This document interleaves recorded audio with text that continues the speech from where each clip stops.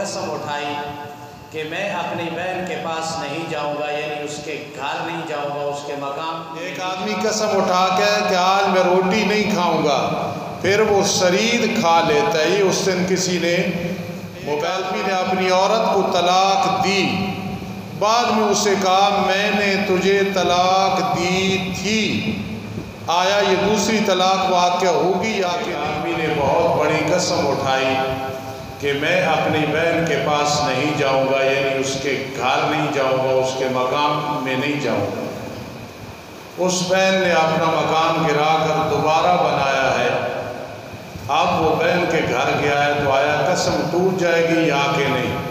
پہلے گزارش یہ ہے کہ اس بات کی وجہ سے میں نے بڑی باتیں سنی ہیں، شاید بہت کچھ سنا ہوگا، لیکن آخری دم تک میں یہ مسئلہ نہیں چھوڑوں گا۔ یہ بہنوں کے بارے میں ایسی قسم اٹھانے کی ضرورت کیا ہے؟ بہن تو رزق کا دروازہ ہے، بہن تو نہ ہو تو ہمارے لیے خلوص سے دعائیں کون کریں؟ پہلی بات ہے یہ قسم اٹھانے کی ضرورت کیا ہے؟ جو اٹھائی ہے تو اب اگر اس نے مقام دوبارہ بھی بنا لیا ہے تو وہ حانس ہو جائے گا، کیونکہ مقام تو اس کا ہے، چاہے دوبارہ بنے حانس ہوگا، اپنا قسم کا کفارہ دے گا۔ لیکن ایسی باتوں سے باز آنا چاہیے۔ بہن رزق کا دروازہ ہے، اور بہن اگر دعا نہ کرے تو پھر کون دعا کرے گا؟ میری ایک بہن ہے، بیوہ ہے، ایک دفعہ ان کی آنکھ میں تکلیف تھی، میں انہیں کہیں لے کے گیا، اسپیشل گاڑی کرائی، جب وہ اتری تو مجھے کہنے لگی کہ بھائی اللہ آپ کو اپنی گاڑی دے۔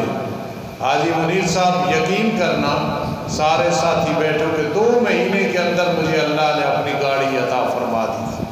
ایسی قسمیں اٹھانا، بہن کے گھر نہیں جاؤں گا، بات نہیں کروں گا، یہ غلط چیز ہے۔ ایک آدمی قسم اٹھا کے کہ آج میں روٹی نہیں کھاؤں گا، پھر وہ سرید کھا لیتا ہے۔ یہ اس دن کسی نے موبائل پہ ٹیلی فون پہ مجھ سے مسئلہ پوچھا ہے۔ سرید کہتے ہیں سالن کے اندر روٹی بھگو کے، حلوہ سا بنا کے، چوری بنا کے وہ کھانی۔ اس نے جب کہا میں روٹی نہیں کھاؤں گا، اب جب سرید کھایا تو حانس نہیں ہوگا، قسم نہیں ٹوٹے گی، کیونکہ عرف عام میں روٹی کہا جاتا ہے جو کہ روٹی سالن کے ساتھ دگا کے کھائی جاتی ہے، سرید پہ روٹی نہیں بولی جاتی۔ ہاں اگر کسی معاشرے میں، علاقے میں سرید کو بھی لوگ روٹی ہی کہتے ہیں پھر وہ حانس ہو جائے گا، ورنہ نہیں ہوگا۔ ایک آدمی نے اپنی عورت کو طلاق دی، بعد میں اسے کہا میں نے تجھے طلاق دی تھی، آیا یہ دوسری طلاق واقع ہوگی یا کہ نہیں ہوگی؟ ایک طلاق دی، اس کا تذکرہ کر رہا ہے، بیوی کو کہہ رہا ہے میں نے تجھے ایک طلاق دی تھی۔ ہاں اگر کہتا دیتا ہوں وہ اور مسئلہ ہے، جو کہا دی تھی، اس سے کوئی طلاق نہیں، ایک ہی طلاق ہو۔ میرے لیے دعا کیا کریں، میں تھوڑے علم والا آدمی ہوں، تھوڑے عمل والا آدمی ہوں، کمزور ہوں، یہ بہت بڑا کام ہے۔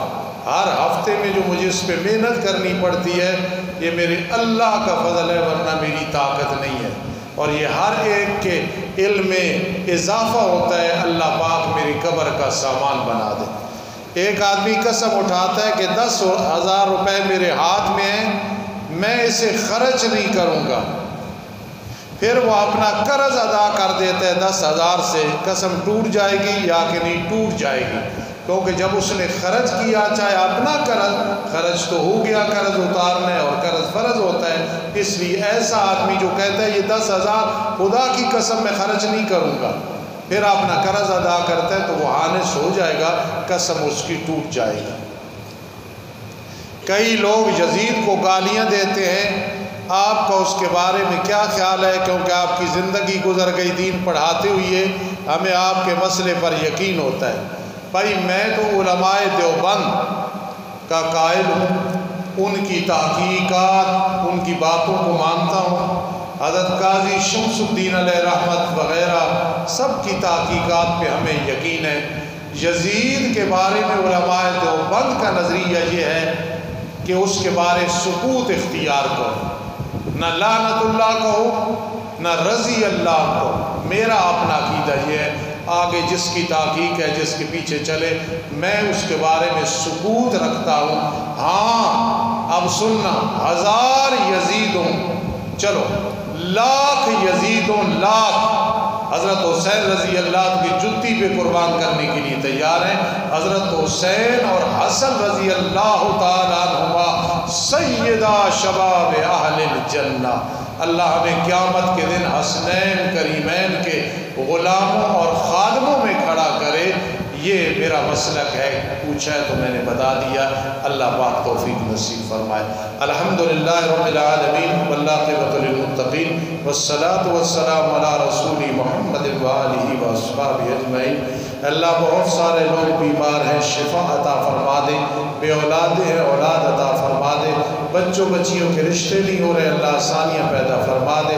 بہت سارے گھروں میں نا اتفاقی کی ہوائیں چل رہی ہیں، گرم ہوائیں چل رہی ہیں، اللہ اتفاق محبت کی ہوائیں چلا دے۔ اللہ جس معاملے میں بھی شیطان کا حملہ ہے، چاہے وہ انس ہے جن ہے، اللہ سب کو محفوظ فرما۔ اللہ ہمارے صغیرہ کبیرہ گناہ معاف فرما۔ اے اللہ ہمارا یقینی ٹائم گزر گیا ہے، انتظار میں بیٹھے ہیں کس وقت تیرا پیغام آ جائے۔ اللہ خاتمہ بالایمان فرمانا، عذاب قبر سے محفوظ فرمانا۔ اللہ شرک کی بدبو سے، ریاکاری تو ریاکاری اس کی بدبو سے، بدعت تو بدعت اس کی بدبو سے بھی ہمیں محفوظ رکھنا۔ اے اللہ ہمارے چھوٹے بڑے گناہ معاف فرما دے۔ اے اللہ ہمیں نبی علیہ السلام کا سچا غلام بنا دے، صحابہ کرام کے نقش قدم پہ چلانے والا بنا دے۔ اے اللہ ہمیں اپنی جماعت اہل سنت والجماعت اشاعت توحید و سنہ پہ ناز ہے، اس پہ استقامت نصیب فرما۔ امام ابو حنیفہ رحمہ اللہ کی تقلید پہ ناز ہے، اللہ اس پہ استقامت نصیب فرما۔ اے اللہ دنیا کی زندگی تو نے آسان کی، برزخ والی زندگی بھی آسان کرنا، میدان معاشر میں حساب و کتاب کے وقت بھی آسانیاں پیدا فرمانا۔ اللہ ہم جتنے نیکیاں کر رہے ہیں، ٹوٹی پھوٹی دین کی خدمت کر رہے ہیں، یہ تیرا فضل ہے، تیرا فضل ہے، تیرا فضل ہے، ہم اس قابل نہیں ہیں۔ اللہ اس فضل کو ہمیشہ رکھنا، اللہ اس ادارے کو ہمیشہ کے لیے آباد فرما، رواں دواں فرما، جاری و ساری فرما، ہمارے وطن عزیز کی حفاظت فرما، پوری امت میں جو لوگ فوت ہو گئے سب کی مغفرت فرما، جن کے لیے سال ثواب ہو رہا ہے نہیں ہو رہا، اللہ ان کے درجے بلند فرما۔ اللہ ہمارے والدین، اساتذہ، ہمارے دوست احباب جو فوت ہو گئے ان کی مغفرت فرما، اللہ ان کی مغفرت فرما، اللہ ان کی مغفرت فرما۔ اللہ آنے والی زندگی کو آسان فرما، زندگی کے کسی موڑ پہ ذلیل نہ فرمانا، عزت عطا فرمانا، عزت عطا فرمانا، عزت عطا فرمانا۔ وصلی اللہ تعالی علی خیر خلقہ محمد وآلہ واصحابہ اجمعین برحمتک یا